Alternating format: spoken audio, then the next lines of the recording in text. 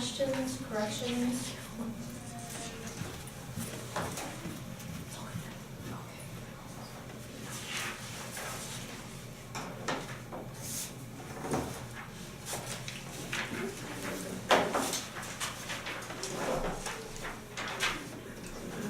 Okay, all those in favor of approving the executive session minutes, say aye. Aye. Any opposed?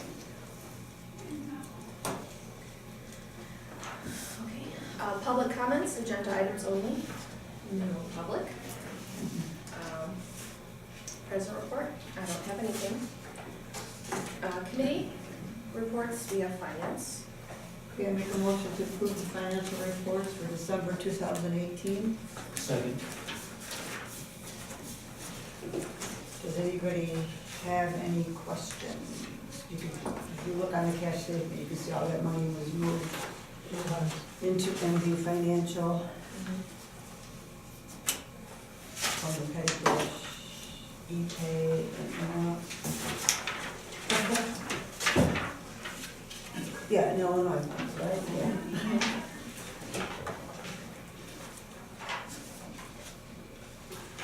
Any questions? The income statement, any questions?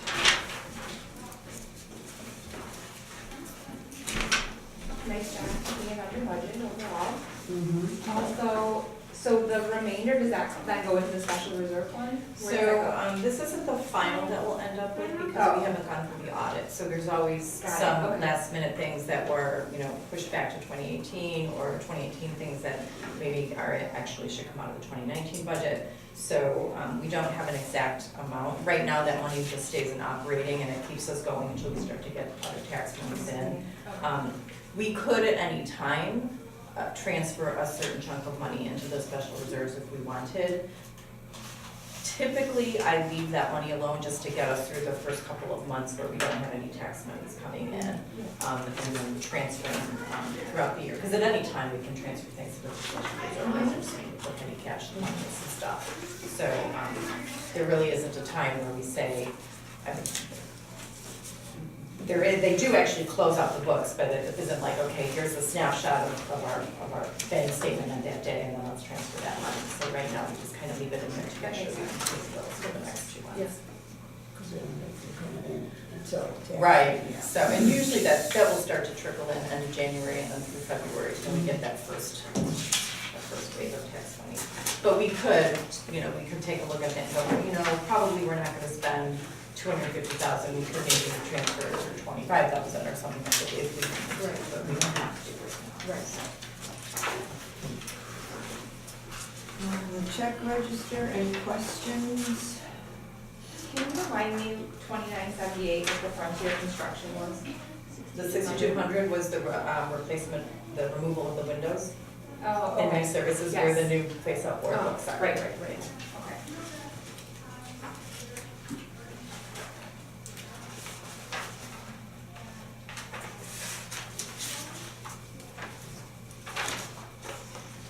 There's one voided check, the 3040, and it was replaced by 3050. And that's for, IMRF. We had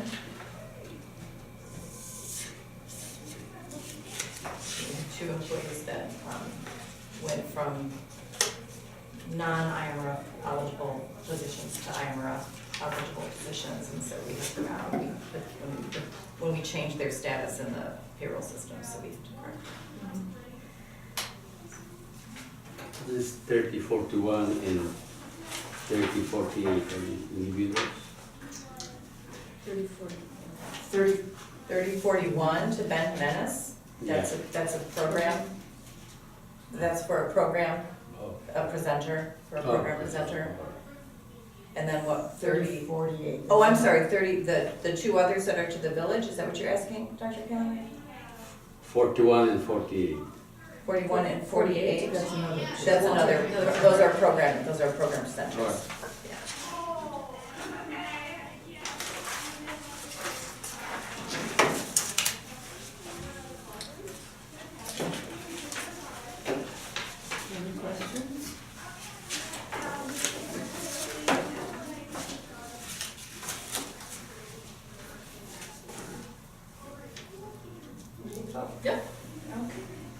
Gonzalez, Yes. Lisa Jean, Yes. Candelo, Yes. Novick, Yes. Pelletier, yes, Kuzo, Yes. Talmadge, Yes. Okay. Facilities, does not met policy, we did meet, this Monday, but we do have policies that we'll, review a little bit later. Staff reports? In addition to my written report, I think everything else big that I need to talk about, I'll probably talk about later on in the meeting. Did anyone have any questions about my written report? It's been exciting and a little crazy at the library this past month. There's a lot going on, clearly, as you know, but the staff has done an outstanding job of both keeping up with their day-to-day activities, continuing to provide the service and programs that people expect from us, as well as getting ready for the migration and dealing with the transition to using outsourced solutions group as our IT support, and the head of maintenance position search is going a little bit more slowly than I anticipated, just because of everything else going on in the holidays, but I have been interviewing the last couple of days. I have two more interviews on Monday, and then hope to make some decisions after that. So, but again, staff have been wonderful. Things are moving along. There's lots of changes, but hopefully they're all for the good. Any other questions about my report? So I did want to also point out that in the statistics, for the first time in quite a while, a couple of years or so, our circulation stats went up this year. That is due to a market increase over the past year or so of the use of our e-resources. So our circulation of actual physical items continues to drop off a little bit each month, unfortunately. But the checkout of digital material continues to go up. And I also anticipate that the checkout of physical items will go up, and I'll be very, very interested to see once we join CCS, once the migration is complete and people start to see the holdings of 24 other libraries on the computer, what that will do to our circulation stats. Yeah. So Yeah. I anticipate that they'll be going up, so we're really excited. When they get from another library, we get credit for it because. It gets checked out here. Yeah, okay. Mhm. That's good to know. Yeah. I think everything else we'll talk about. I'm glad for the outsource is working well with the IT support and the migration. Yeah, it's, it was a very, yes, thank you again to the board for approving that, because I think it's made, it's definitely made the switch to migration, or the migration switch, easier. They've already been super, super responsive to anything that we've given them, and I think it'll be really easy to work with, and the staff seems to really enjoy working with them as well. So I think that was a really positive thing that we did. So again, thank you for approving that. So where you mentioned that it was a fairly lengthy onboarding process, is that like longer than you anticipated? Yeah, yes, it was longer than that was longer than they had anticipated. I don't know that it was longer than I anticipated, but it certainly, they did indicate that it took them a little bit longer than normal because But they're good now. they seem to be good now, yes, and you know, one of the things, so they did the initial network assessment, which was kind of more of a broad overview, and then with the onboarding, they do really kind of a deep delve into everything that we have, you know, all the computers, all the third-party services that we offer, everything, you know, every single computer in the building and all these different things. So as we go forward with them, they will absolutely be making some recommendations about how they feel that the network should be configured and that kind of thing. And, you know, we have a lot of years of not necessarily things being done wrong, but, you know, a couple different people being involved. Some people, you know, like when Kevin was here, PCs and the PC servers weren't his strength. He was more of a Mac person and that kind of thing. So they're coming at it from a completely different, you know, with a completely different skill set and everything. So they will be making some different recommendations. For example, I know the board approved the purchase of a new server, and we're holding off on that right now because after going through the onboarding process, one of the things that they're making a couple of recommendations recommendations in terms of email and some other things that will affect the server configuration. So we'll probably be getting another server quote now that they have a much deeper and greater understanding, better understanding of our system and what we need. So for example, so it's that kind of So thing that's that they'll good be timing going. as well. Yeah, Mhm. so it really is working out very well, so I'm really pleased so far.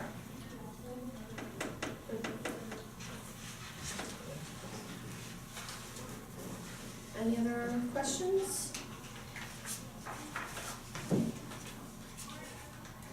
Okay. Next, anything from corporate counsel? Okay. Unfinished business, 6200 Lincoln Avenue. So I will talk very briefly about this, and then recommend that we, the real discussion take place in executive session later on. I did, as we were discussing just briefly, Brian Rip, our broker, has switched brokerage firms from Strauss Realty to Keller Williams. He has put the new sign up and has paid for all of that on his own, so very appreciated from him. I did re-sign the contract with him. He had buyers that, he had been working with already, when the initial buyer that we thought we'd have the buyer at the end of last year, that fell through. But has some other buyers interested. He says that he's been super busy. He's gotten a lot of interest on the property already. That's good. So the text amendment to the zoning ordinance, we think will really, really help. And Brian and both Frank now have the actual wording of the text amendment from the village, so they've got that as he tries to sell the property. Brian indicated to me when I signed the contract with Keller Williams, his commission is the same as 5%. He was no charge for the new signs. He paid for them out of his pocket. But like I said, he's been super busy and said he's gotten some interest. He says, I'm getting a lot of calls about the property, and Good. we'll do further discussions in an executive session.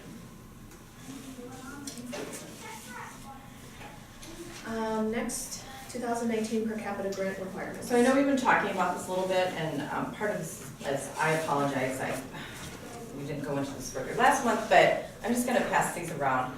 One of the things that the per capita grant asks you to do is review the trustee facts file, chapters 6 through 11, and I know some of you have read that, and so I went through and read all the chapters. I read this book a bunch of times, but kind of what the question on the per capita grant asked was to review the chapters and look at any areas where you may be either making policy changes or might have to look at something in the upcoming year.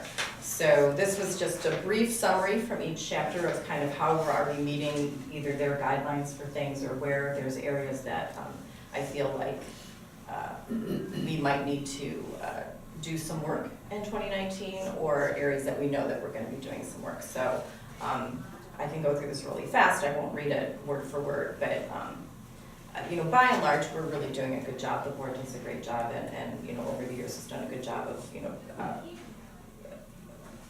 conducting their business appropriately and as recommended by various organizations. So there's only a few areas that I saw that, things that we would be focusing on in the future, at least out of these, 6 chapters.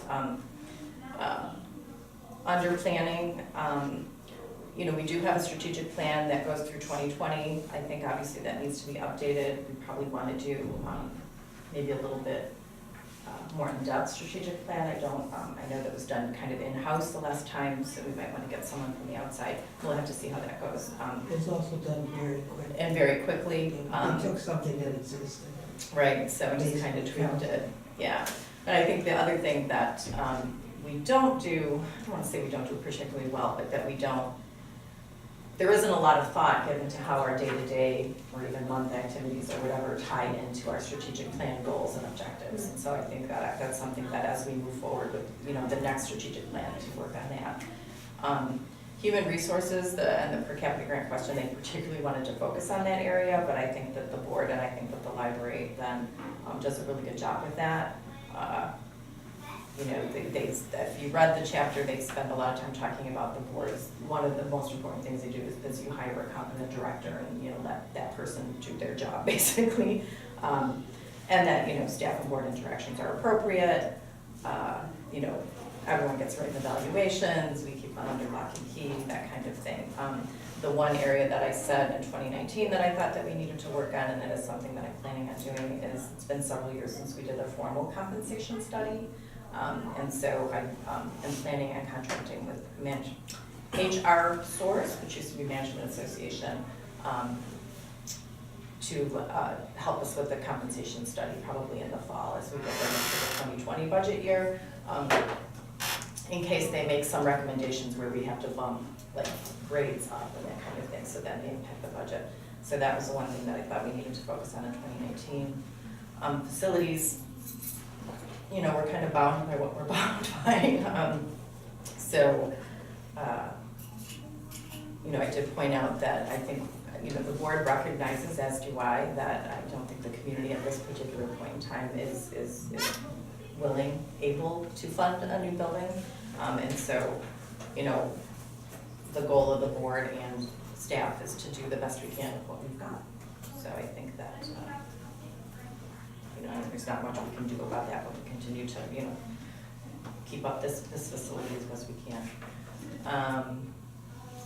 Budgeting, again, we're meeting pretty much the guidelines that are laid out in the trustee facts file. So, you know, I just kind of pointed out some of the things that we do. And then also in fundraising, you know, mentioning that historically it's been difficult for us to get a lot of support from for the Friends and Foundation. Successful foundation programs have required a lot of paid library staff time. But then pointing out the ways that we do kind of do perpetual fundraising and that kind of thing. So, and I know I talked about it in my goals, and, you know, again for 2019, you know, exploring capital campaigns and then possibly an annual fundraising letter. So, for those of you that have, you know, recently, or if you remember reading the chapters or whatever, is there anything else that you feel that needs to be emphasized in the per capita grant? Anything that stands out that maybe I didn't mention that you see as a priority that you would like me to include in that question, or in my goals, or as we move forward in 2019? I would just include something about fundraising under the future planning, you know, looking into the future.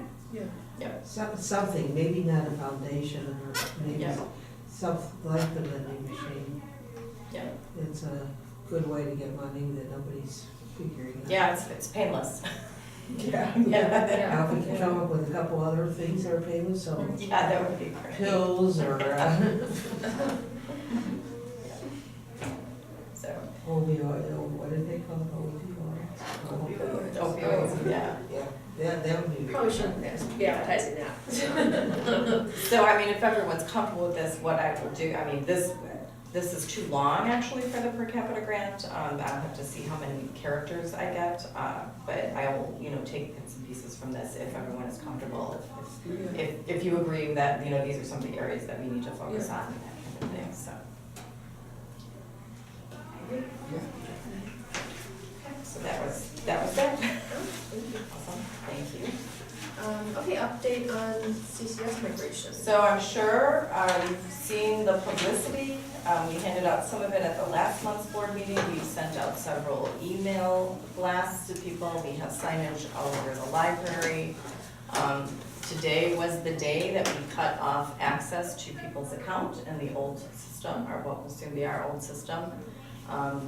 Over the weekend, tomorrow and over the weekend, we will be running the offline component of our new system, Polaris offline. The circulation staff will. We will still have some access to our current system, but the shelf status won't be current because we're not updating that anymore.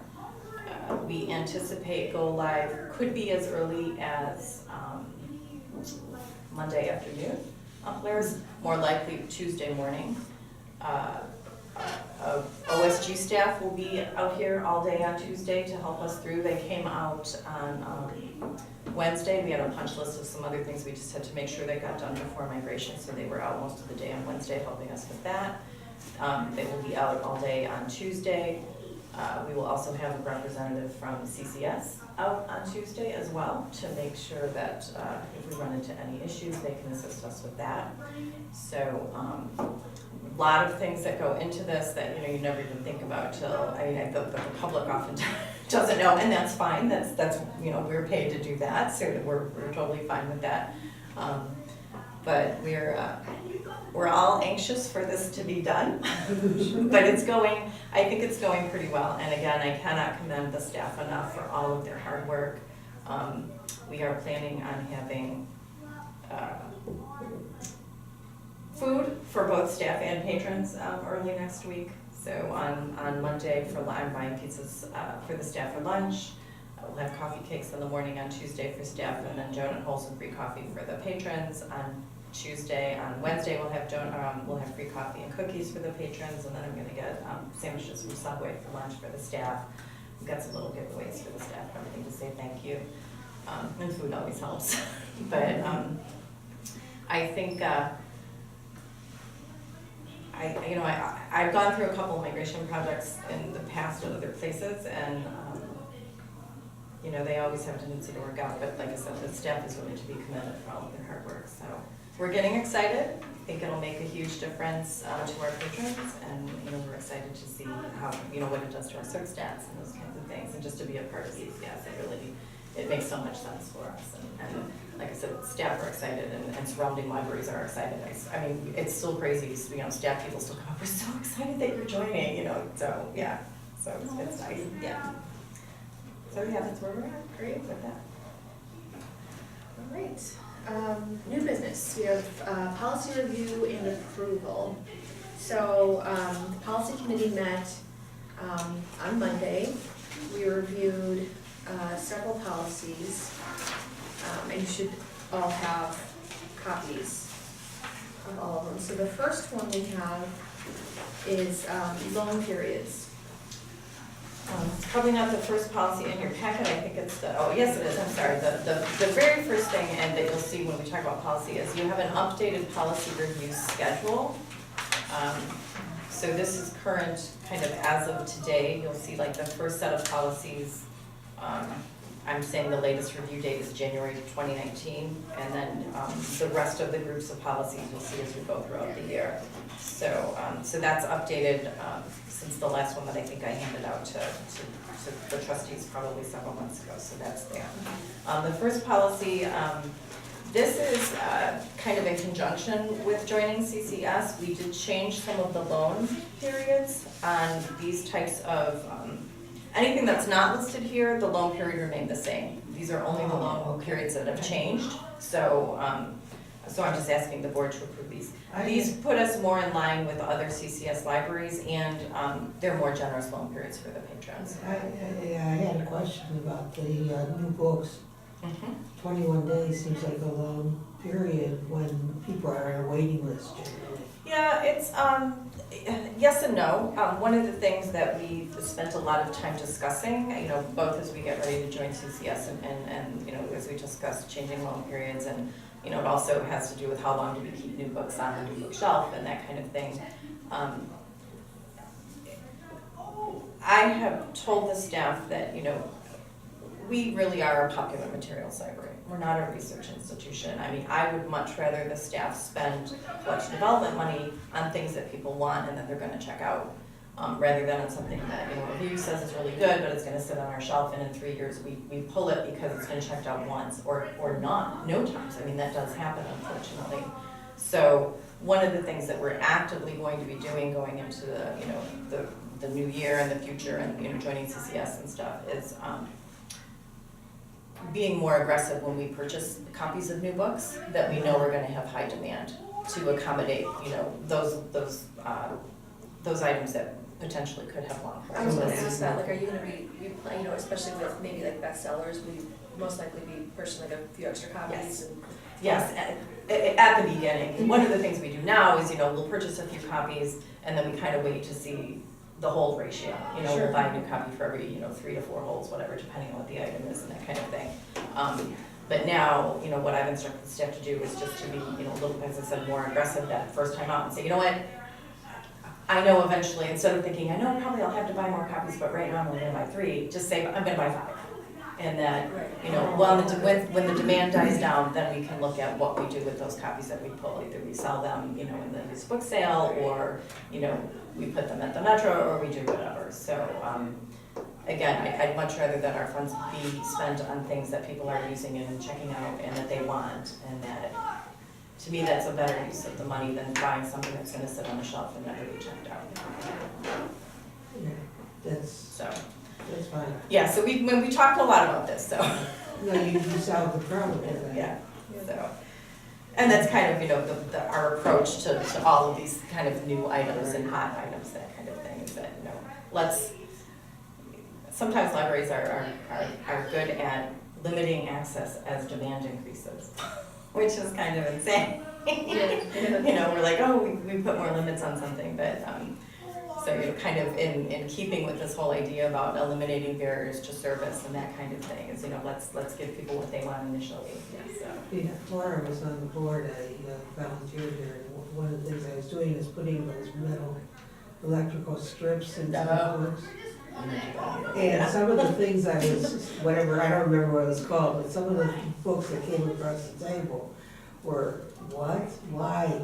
You know, a lot of very highly technical. Yeah, I mean, it's hard. Some people like that. Yeah. I'm sure there's one or two in Borden Grove. But one of the nice things, I mean, that's one of the benefits too of joining the consortium, is that, because we know we have access to the holdings of some other libraries and other libraries that are bigger, is that maybe we don't have to buy some of that stuff that before, because we were standalone, we felt a little bit more compelled to do that. Yeah. And now we'll have, you know, not that we couldn't get access to those items, you know, in the past, but this makes it just that much easier. Yeah.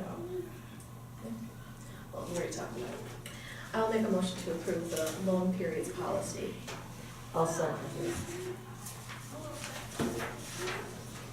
I'm sorry, who seconded? I did. Okay, thank you.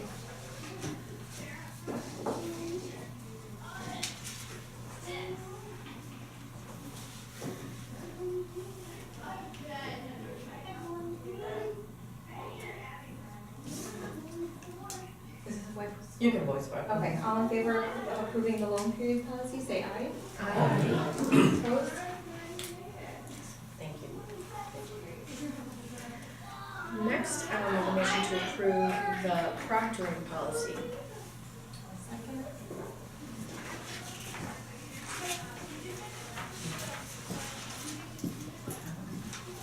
This was a policy that didn't need any changes. Pam has said that the use of proctoring is not always needed. It's a service that, We have. you know, that we have that, you know, probably ebbs and flows more when college application time, that kind of thing, but no, there were no changes made to this policy. That's what I assumed, was they were in the market to change it somehow. Yeah. And none of them had any right on here, so. Any questions or?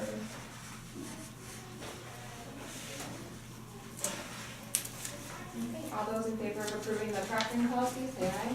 Aye. Any opposed?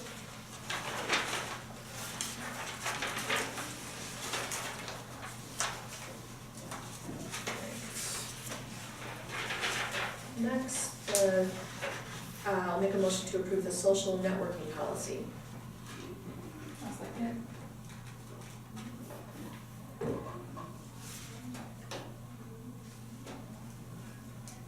I want to make the assumption that there were no changes. No changes to this one either. Boy, we did a good job before. You did, yes. Any questions with this? Take credit where I can. I did, I pointed this out at the policy committee meeting, but to the full board, I'd also like to note that this social networking policy deals a very short amount about what, or a little bit about what staff will do, but focus primarily on patrons. There is a much larger section about social media in the employee handbook, about the employee use of social media. So this policy does not cover the employee use of social media. That's yeah, that's covered in our employee handbook.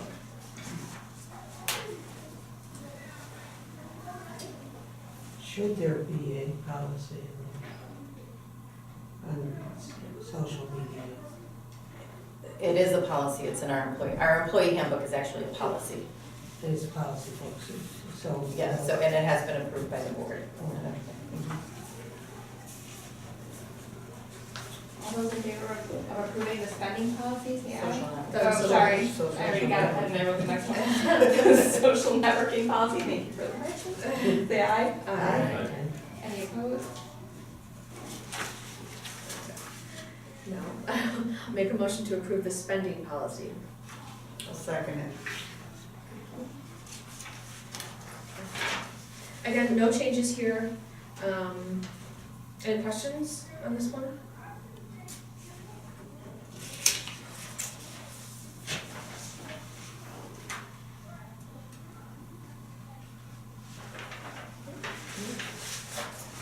Okay, now we'll do that one. All those in favor of approving the spending policy, say aye. Aye. Any opposed? Okay. Next, I will make a motion to approve the capital assets policy. Second. This one we probably spent the most time on at the policy meeting. And a lot of it was, Lima very shrewdly kind of pointed out that a lot of it was kind of hard to decipher. Very, I'm sure Eric has had no trouble deciphering it, but very legal, language, and so, one of the things, Pam actually kind of bullet pointed, under definition of fixed asset, kind of bullet pointed like what each so building is a bullet point, land, to try and just make it a little bit easier to read. This also was taken from an example, I don't remember what the source was, but I remember we used it a lot. Yeah, we probably got it from the auditor, would be my guess, Yeah. because usually they're the ones that ask that, we have to have the fixed asset list for the audit, and so, they have some sample policies, so it would be my guess that that's where it came from. I just know we had something sitting in front of us. Yeah, so, we made some, punctuation changes, as Emily said, I tried to, is this more understandable, Lima, did that make a difference, having that, okay? Kind of defining what the various types of fixed assets are. The other big change, are you okay with me? Oh, sure, yeah. The other big change, I did not include the old policy or the current policy. We changed the name because it was capitalization policy, which I just get a chuckle at the time because I think it's talking about capital letters. But, so I changed it to capital assets policy, that's the first thing. But then there was also a section on construction in progress, which I believe that was included probably as part of the renovation. And we do have a construction, so we have a construction in progress budget line that over the past few years, post renovation, we've transitioned to kind of a construction and progress, which is more of a miscellaneous budget line to cover, special projects, things that come up throughout the year that maybe we weren't anticipating, that kind of thing. So I actually took it out of the capital assets policy because we've changed the way that we use that particular budget line. So that section has been removed. So those are the big changes to this policy.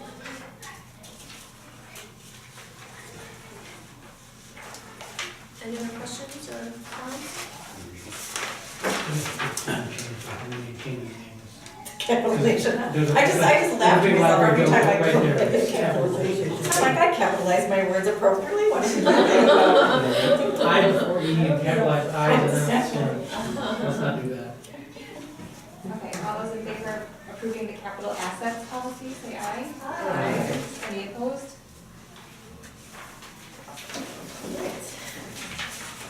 Next, we have the Open Meetings Act compliance, with a review of closed session minutes. So I know most of you have gone through this. Lima, I don't think you have. Have you gone through this? Maybe you did it just, no, in July? I Were you think here there in was July? something. Yeah, I think she did, yeah. That was our first meeting. Okay. So this is the semi-annual, the biannual review of the closed session minutes. These are the written minutes. That's the first part of the compliance. So, When you say release, it means, make them open. Make them open to the public. Retain is. or, Keep them closed. okay. The only thing I was gonna say is anything to do with the 6200 building, I think we should So, keep them all the same until it gets, Till it gets sold. I was just thinking, but if it really doesn't matter as long as it's not being Well, eliminated. I reviewed all these minutes as well, obviously, and it would be my recommendation that we retain all of the written minutes, because they do all have to do with either a personnel issue, which is still ongoing, or sale of the building. And I do agree with Barb that until the building actually sells, I would keep that information Yeah, closed. it's just safety Yeah. minutes. No, I think it's a good point. It's, as one, You have to do this one. but you don't, okay.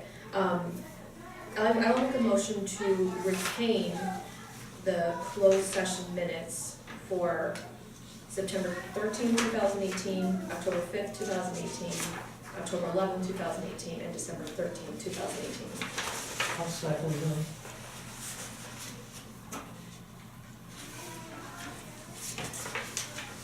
Just gonna catch them for you real Yeah. quick, and then I'll tell you.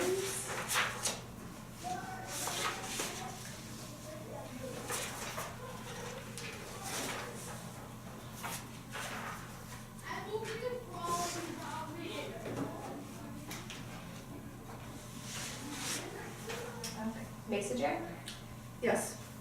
Monzo, Yes. Novak, Yes. Pelletier, yes, Puzo, Yes. Callahan, Yes. Gonzalez. Yes. Then we have review of verbatim recordings of closed sessions over 18 months old per 5 ILCS 120-2.06 C1 of the Open Meetings Act. May 11, 2017. Second. Did you say what you wanted to do? I didn't. You just read the agenda? There's a Yeah, there's a, so, copy. we'll kind of tweak our rules of order a little bit so that we can make the motion. In this case, just a reminder, destroy or retain, it means these minutes remain closed, but what you're voting on, what you will be voting on is whether or not to destroy the written recording. And then in this case, it would be to erase it from the digital recorder. It is recommended that you do not do that. You're not supposed to do that unless you have written minutes of that recording, and we do. So it would be my recommendation to the board that we destroy the recording, Not the minutes. not the minutes. Destroy The minutes remain, and then at one point you'll review these minutes again. Right now, we're just talking about getting rid of the recording because we have written minutes of that. Transcript of it. There's a written Thank you. transcript. There's a written transcript of it. I'm trying to figure out who actually, how what the results were. Pardon? We do know what happened, right? Yeah. Right, yes. Yes. So it would be my recommendation to destroy the recording. Okay. Yes. Okay, we'll make a motion to destroy the verbatim, I will make a motion to destroy the verbatim recordings of the May 11, 2017 closed session. I'll second it.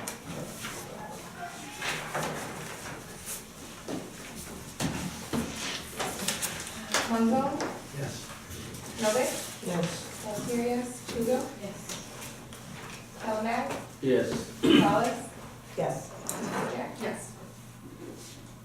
So, related to that, the closed session minutes that you do have, I'm happy to take those and destroy those for you. Since they are not open.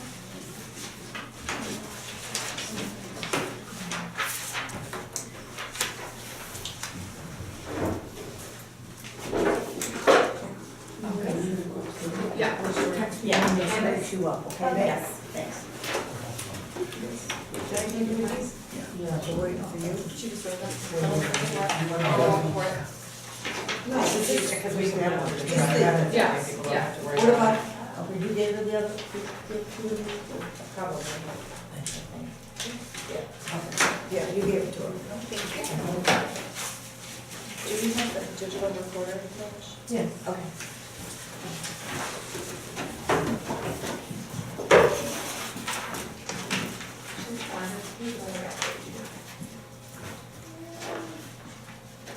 Not too much more, right? There should be nothing that you're voting on in executive session. Right, so should I bring back this one or do you want to do this one? Okay. All right, any communications? No communications, but I did want to, I'll pass this around. There's a really nice article about our Super Smash Brothers video game program in the newspaper for the teens. So if you want to take a look at that and pass it around. Okay, next, public comments, non-agenda items, still in the public, unless your grandson wants to come No, he's gone. back in. No, okay. Next, I will make a motion to go into executive session. It's a little different from the agenda. Okay. Yes, I printed out everything, that's exactly what we're Oh. going to read. I'll take that. Yes, go into executive session under 5 ILCS 120-2C1 for the, which one are we reading? You're reading a vote, just read exactly up the right. You're making a motion to go in Oh, and okay. to consider. Oh, and look then at that, you one. really Yep, took all my. I did, I typed it out exactly. Okay, yeah, all right.